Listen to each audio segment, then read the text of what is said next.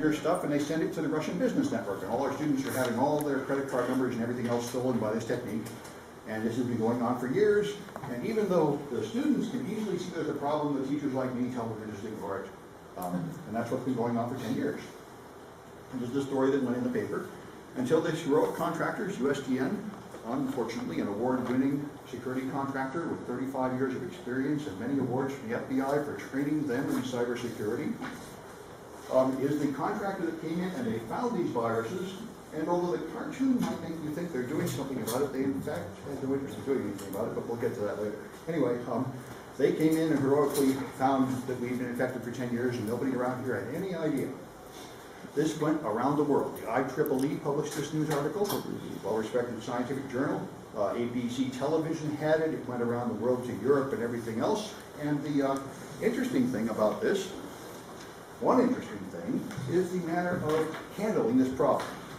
What the CTO did, the Chief Technology Officer at this college, when he found out about this from the independent contractor, what he did was call the San Francisco Chronicle first thing, and get a newspaper photographer to come tour through the labs with him and take these pictures of our machines to go to the newspaper article, and then presented at a public board of trustees meeting to our trustees, who you can watch videos of our trustees, and you one thing that can charitably said about them is they're non-technical. They seem to be non-conscious, as far as I can tell. I've never seen such a dysfunctional bunch of people. They just sort of mutter like they don't even know what's going on. It's amazing. But anyway, that's where he presented it. The trustees, of course, had no idea what to do about it or anything. And then the phone started ringing. Everybody at college was afraid. They called me. They called the IT department. People said, what's going on? Can we dare use the computers? Should we not be logging in and doing our work this week? Should we close all the labs? Classes are about to start. What are we going to tell the students? And the IT department and me said, I have no idea. Nobody told us anything. I never noticed any problem with the viruses. I don't know what to tell you. I wonder if the CTO will talk to us. So we went and asked the CTO, and he said there's an FBI investigation in progress, and I can't tell you anything. And then he found out pretty quickly that he thought he was going to be a hero somehow for doing this. But when we found out that didn't work, then he denied telling the press, which is pretty hard to swallow. Because what was the Chronicle reporter doing in the lab hours beforehand? And then this trustee report, which is absolutely dull and dry, nobody would ever attend that thing voluntarily. And then he said, I told the FBI, which is also a mighty strange thing, because the FBI couldn't care less if we had viruses on our computers. They are not an antivirus company. That is not their problem. They will care if you have terrorism or child porn or a nation state attacking you or something, or a huge criminal conspiracy stealing more than 6 figures worth of money. But if you have viruses on your machines, they don't care about that any more than they care if you have dirt in the hallway. That's not an FBI issue. And they're certainly not going to find it. So most of our security measures are against outside attackers, but one thing you do have to worry about is inside attackers. In this case, we now have deluded insiders. You now have the person at the top of your network with high privileges who is just completely insane and believes utter nonsense. This creates a serious security problem, and it is not a technical problem, it is a problem of people. And see, the thing is, we were forbidden to see the evidence. But I knew this much about security. We had 2 complete hardware replacements of our desktop computers here in those 10 years. Now, how exactly did the virus survive that? And we have McAfee Enterprise on all the machines, we have deep freeze on the machines, we have a Palo Alto firewall, we have 100 VLANs segmented. We have a lot of security measures to prevent viruses from getting on there and to prevent them from spreading once they get there. And it is really hard to understand that the virus problem could be so bad. On top of that, there was a security audit performed in 2007 by a different contractor, and I did another security audit myself with my class, and none of these were, at least Mars wasn't enormously thorough, but we did find 5 or 10 little problems, and I think we wouldn't have missed a problem this big. So we went to the CTO and said, what is the evidence for this statement, which is now proclaimed throughout the whole world? And the evidence was a report prepared by USDN in November of 2011. Sometime before November, our network traffic was supposedly being forwarded to route through his servers, and he was analyzing it to find viruses from the network traffic. But this report seems to have never existed. We were never able to get any evidence of this report at all, even with the Vice Chancellor and everybody else in the union and everybody going to progressively angry meetings, screaming at this guy, where's the proof of this? Shortly thereafter, his own staff, on their own initiative, decided to write take a bunch of CDs and burn a high-quality antivirus product onto it. It was NOD32, which is a highly respected antivirus. So they got NOD32, and they went around the machines running this NOD32 test, and they couldn't find any viruses. And they didn't go to all of our 10,000 machines, but they went to a lot of them and said, I don't know, man, where's this giant virus problem? We're just not seeing it. So we demanded it. Finally, they gave us a partial report on January 31, including the claims that there were all these viruses, that said the proof would be in Appendix B and Appendix C, and Appendix B and Appendix C were not there. So it just had the same old claims as in the newspaper that you have thousands of viruses, but you didn't actually have any detail, which machine, which IP address, which exact packet did you see going by that made you think this thing was infected by a virus. So this is the report. It was marked proprietary and confidential. This report was so secret that the CTO didn't want anybody seeing it at all, but when they yelled at him, the vice chancellor, I was at the meeting, vice chancellor, he was yelling at him and the contractor, wait a minute, we paid for it, how could it be secret from us? And then they finally very reluctantly agreed to stick it in the chancellor's office, and 6 appointed people from the college were permitted to walk up there and look at it but not take any copies. And I was one of those 6 privileged people permitted to investigate this top secret report, which could never leave, but later the CTO published it in the newspaper, and that's what I'm showing you now. So it's not all that proprietary and confidential after all. And so here's his timeline of all this stuff. They bought 3 additional servers to put a duplicate of this network forensic thing on campus, and off they go. They purchased these things and installed them in January. And then, this is the claim in that report, that we have Trojan events 500, command and control botnet events 1,400, total PII-related events 1,940. So apparently we have 2,000 infected machines, and PII means those machines are leaking personally identifiable information of students out to other people. And this was the CTO's claim. He claimed that what we have to do now is go through a breach notification process where we have to send letters to everybody who has been a student or staff member here for the last 10 years put together, which I think would be something like 1 million people. And then we have to do something like offer all those people recompense and credit monitoring or something because we're responsible for losing their data. And this is where another bit of divorcement from reality comes. If all our machines are infected with viruses and students go to them and do online shopping and get their credit card numbers stolen, that is not a breach. That is not our problem.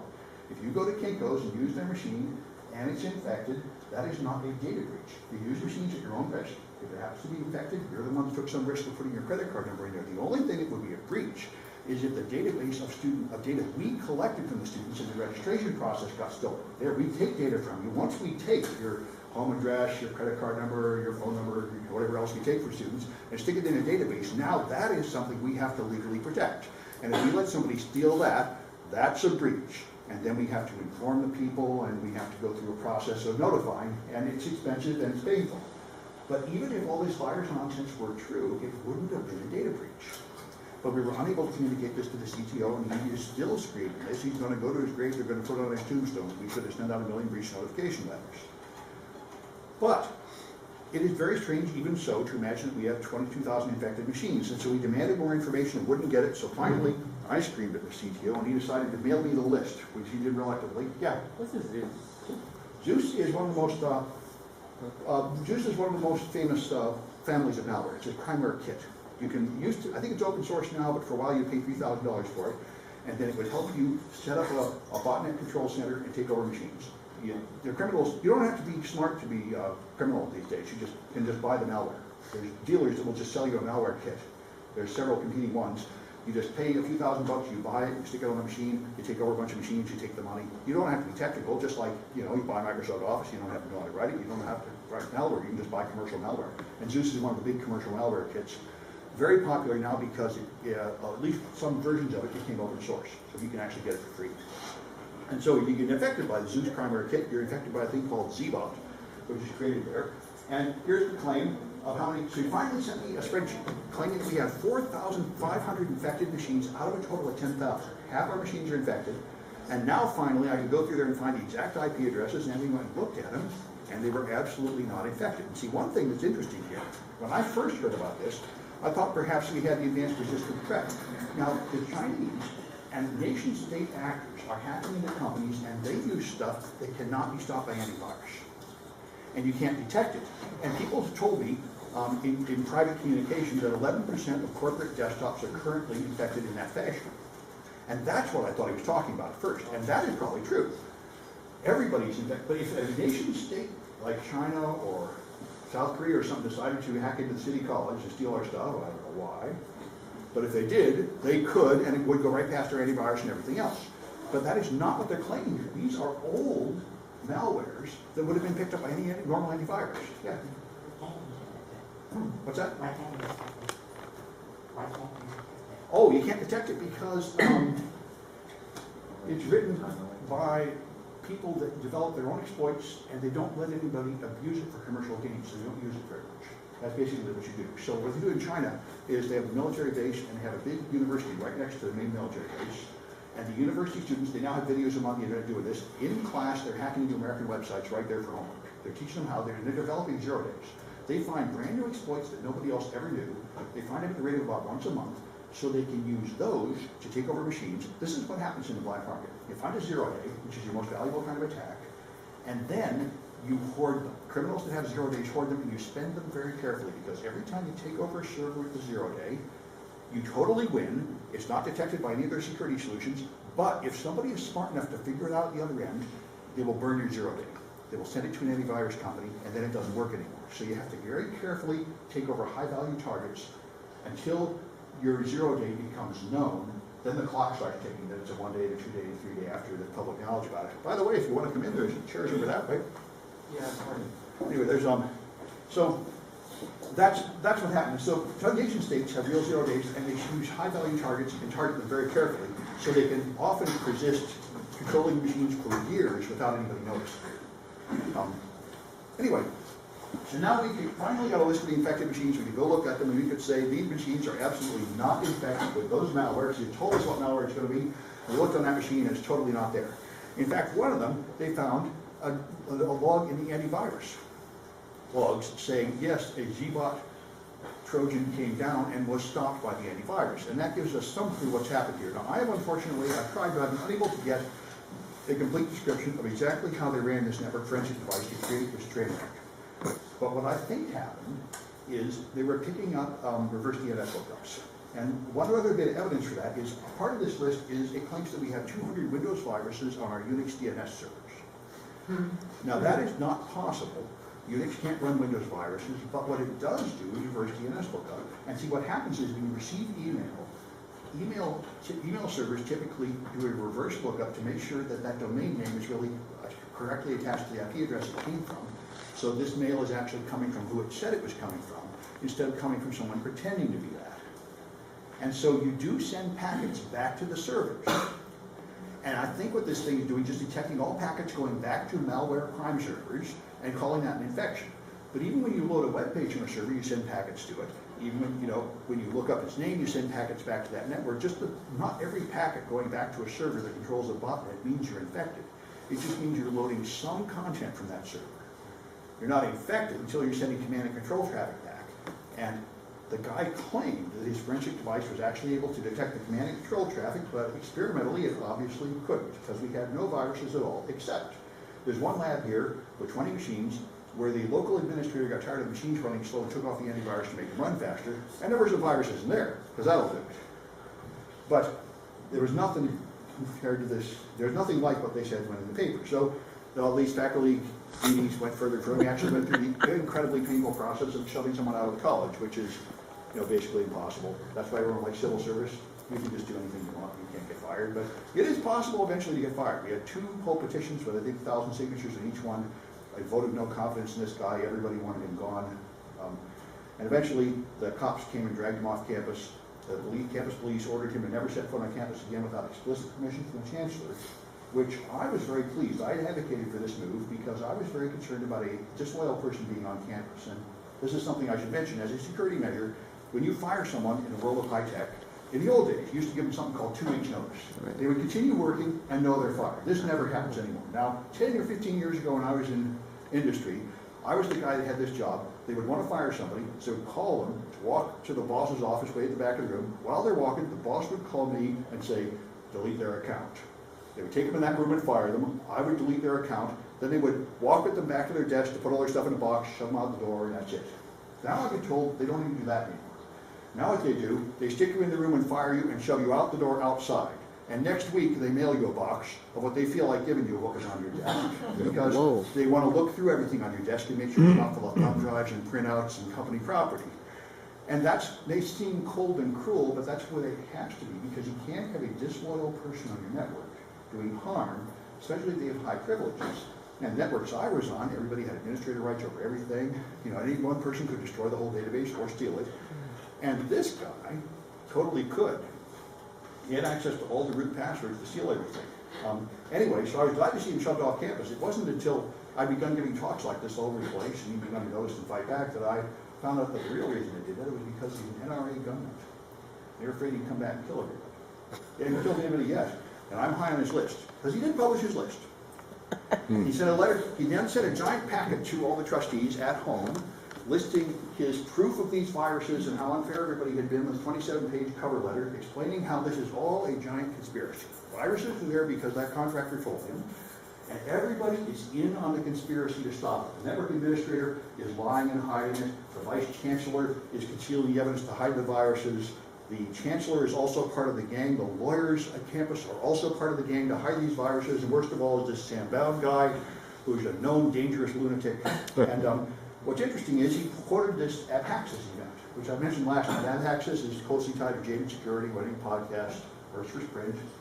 And what he did was publish a document claiming that he had hacked into 15 or 20 City College employees' PayPal accounts and was stealing their money. And I thought this was real, and I immediately contacted the CTO and a lot of other people. I said, we got to do something about it. The CTO's staff investigated and found out it was fake. Those people didn't even work here anymore. The accounts were no good. He went through some old dump of stolen data and found some City College addresses and filtered these out. So the CTO informed me that it was fake, but somehow now he sent it to the paper and the chancellor and everything as it's real. This proves that I'm a crook because people are hacking the college to shut me up, which they certainly are, but that particular breach was fake. So that was kind of interesting. This is the breach. These other people that got hacked into, those are supposedly their passwords, but apparently this was not true. That's what I was told. And there's, of course, Gregory Evans is another guy that went after me for stopping some people from working for him because he's a crook. And he tried to get me fired too, but it didn't work. But this is the stuff he's bringing up. Anyway, so here's the technology official banned from campus. And I tried to contact the newspapers. All through this process, I tried to contact the Chronicle newspaper reporters. She won't even talk to me. One on campus won't even talk to me. They believe their story. They heard from the CTO, and whatever he told them about me, they declared they don't even want my call. So I was kind of irritated that this was going to go through in history, and I would see it in textbooks pretty soon. The City College breach, example of the worst virus disaster. And in fact, when I gave this talk a couple weeks ago to a bunch of college teachers, they came and told me, one of them, that at their college they got funding for antivirus by taking this story as their evidence. We better buy this stuff or this is going to happen to us. So it is already passing into the lore of the industry as something real, and I couldn't get any newspapers to care, because all they do is publish lies on the front page, and then 6 months later have something on page 12, and they don't connect the two. Is that where Aaron's Law comes in? Well, I don't know about him. Well, I mean, he just takes private stuff and dumps them out. He's taking copyrighted stuff and dumping it out. You know, he wasn't. But you know, that's what WikiLeaks pretends to do, that sort of thing. But anyway, so what I did was I wrote it in 2600. It came out, so at least there's some printed record, because they'll print whatever you send them. Anyway, this of course is the real problem around here, and it didn't help us any to have all this nonsense going on, because the CTO did go to the accreditation examiners and tell them about all these viruses too. That didn't do us any good. But this, when you have a lunatic inside your company, it's really hard to deal with in the civil service sector. Now, everybody, of course, I've talked to at conferences in the private sector, if anybody goes to the press without authorization, they get burned at the stake immediately, obviously. I thought the next day they would immediately put him on like administrative leave. You ought to be like a cop that shot somebody at this point. Holy cow. We don't want you doing anything in the name of the college until you explain very clearly exactly what happened here. How is it something this important went straight to the press? And in case it's not obvious, the reason you hire security professionals is to keep your company off the front page of the Chronicle. The only time I want to see us on the front page of the Chronicle is when Obama's giving us awards for being the best college ever. Not because we have some internal security problem. You don't go to the Chronicle with that, as you all got right in the first slide. If you have a problem, you analyze it inside your company and find out what's really going on, then you fix it, then you carefully release a press statement. Now this is for two reasons. First is the sort of one that makes anonymous and everybody mad, to avoid just destroying the company through bad press that's not necessary. But the second one is to give people news they can use. Consider what happened here. Everybody saw this article in the newspaper. This thing here. This article just says the machines have been infected for 10 years, everybody there is nuts, they can't detect it, and that's it. Everybody came to work the next day and they said, wait a minute, I'm about to log in and do my work, but I don't know if I should or not. This is wrong. Even if you have a real problem, like there's a real outbreak of poison in the water, you don't tell people something like this. You have to tell them, what does it mean to me and what should I do about it? You say, this means don't log into your machine, cancel your credit card or something. You don't tell people, be afraid, now on to the next story. That's what the news likes to do, but that's not what a company does to guide people. If we had something to tell people, like everybody has to cancel all their credit cards and run antivirus on all their laptops, we should tell them that. You've got to figure out what they need, what they can use, and then give them that. Yeah? How did they know it was infected for 10 years? That was because some of the malware they supposedly detected was 10 years old. And there had been an earlier security incident that went to the newspaper where something was infected with that same old virus, so the lunatic at USDN logically connected these two. They assumed it was the same infection of the 10-year-old virus that had never been cleaned properly. But the malware was, if malware was created 10 years ago, it doesn't necessarily mean it was infected 10 years. That's right. Because once malware's on the internet, it lives forever. It just keeps on wandering around. Yeah? So you're saying the computers here are clean? They are. We've done everything we can to clean them. We've tested them. As far as we can tell, they're plenty clean. Now, by the way, there is a category of risk that none of these products will stop, and that's the advanced resistant threat. They could have that, and we would never know. But it's not too likely because we're not a high-value target. People worry about that in military and Google and NASA, people that have stuff that foreign nationals want to steal. I don't believe we have any intellectual property here that foreign nation states want to steal. If they did want to steal it, they totally could. We don't have anything that will defend you from that, and by the way, neither does anybody else. But as far as ordinary run-of-the-mill viruses that any virus can catch, we're very well protected here. We've got antivirus on all machines. I mean, nothing's perfect. And one thing that we did have a big discussion about was network access control, because students can bring in laptops, like my laptop right here, and connect to the network, and I don't have to prove that I'm clean. So a student could bring in an infected laptop and connect to the wireless network and possibly spread that infection to other machines. Now, there are other colleges that actually practice network access control. We'll talk about it later in this class, where every machine has to run a health agent. And every time you connect, your health agent has to report to the quarantine server whether you have the right patches, up-to-date antivirus, a recent scan or whatever, and it won't let you connect until you prove you've done all that. Some colleges do that. We've chosen not to do it here because our decision has been that the number of viruses is small, the number of students is large, the help desk is understaffed. It would be more effective to just let everybody on than to mess around with hassling them.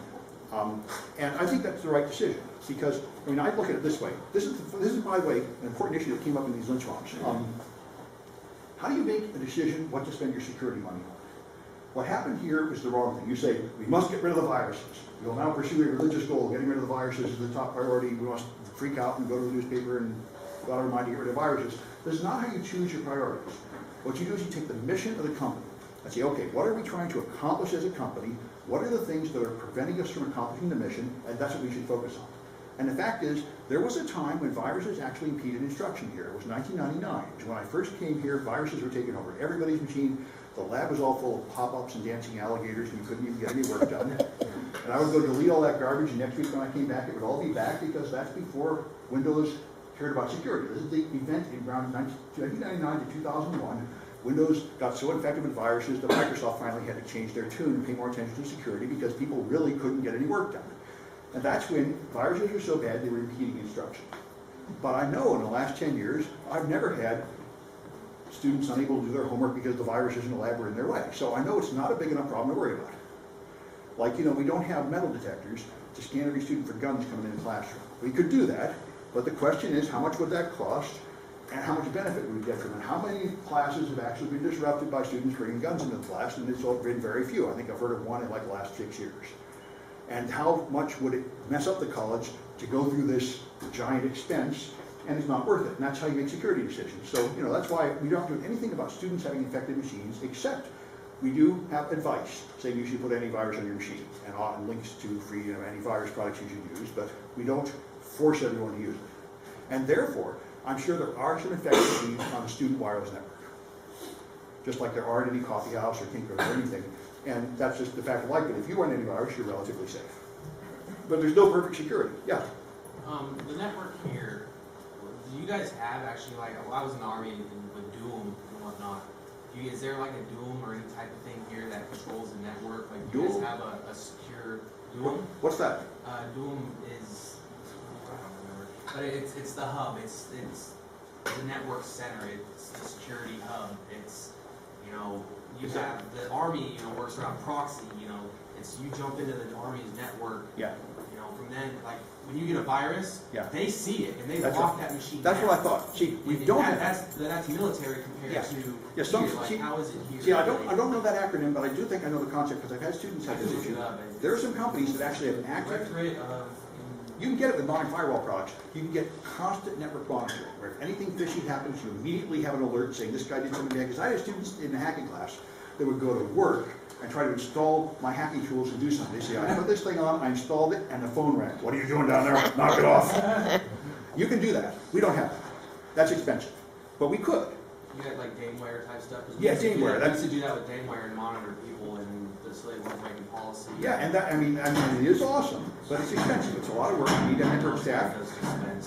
What's that? Military dispense. Of course, and the military, of course, have secrets to hide, and they really care about hiding them. Like, what do we got here anyway? A bunch of homework and final exams and stuff. I mean, what does it really matter if somebody steals that? I mean, so, maybe Lawrence Nuclear Lab, I hope they've got that. But, you know, around here, we're not doing anything that critical anyway. So it's not an effective use of our resources, but you totally could do that.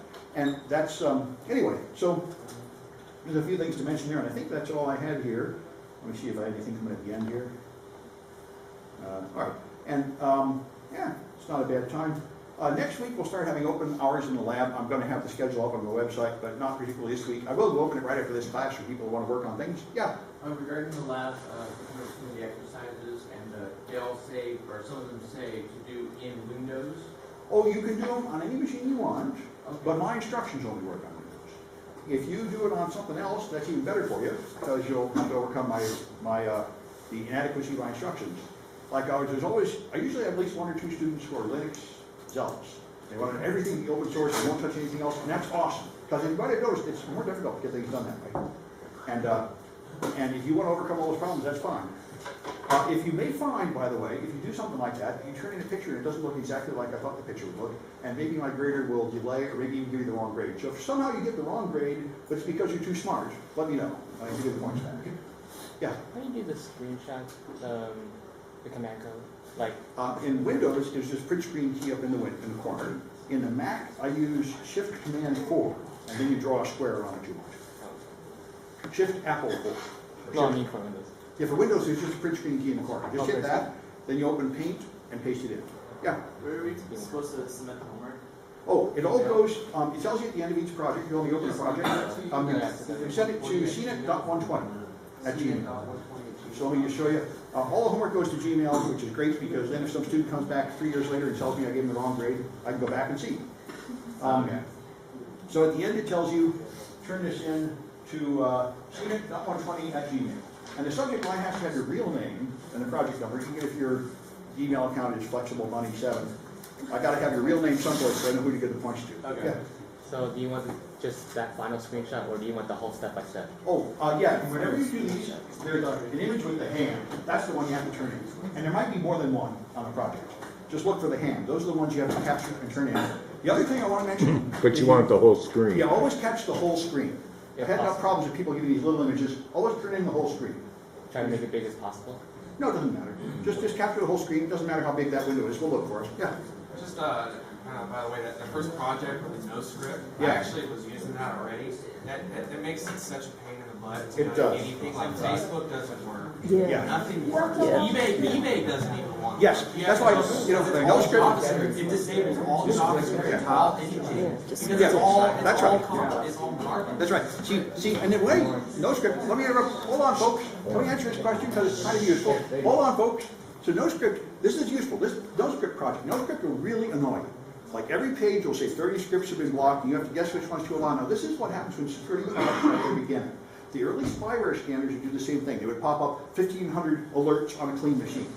And you're supposed to know which ones are real and which ones are fake. What's really weird about NoScript, and I don't get it, is it's been around for like 5 years. They ought to have a database of known harmless stuff by now. Yeah. Like antivirus companies do. Antivirus doesn't pop up, this, I start 55 processes on your machine, shall I let them happen or not? They should know all the innocent stuff and have an online database, but somehow NoScript has not done that. So they leave it to you all the time, which is kind of rude. So it's too irritating for most people to put up with.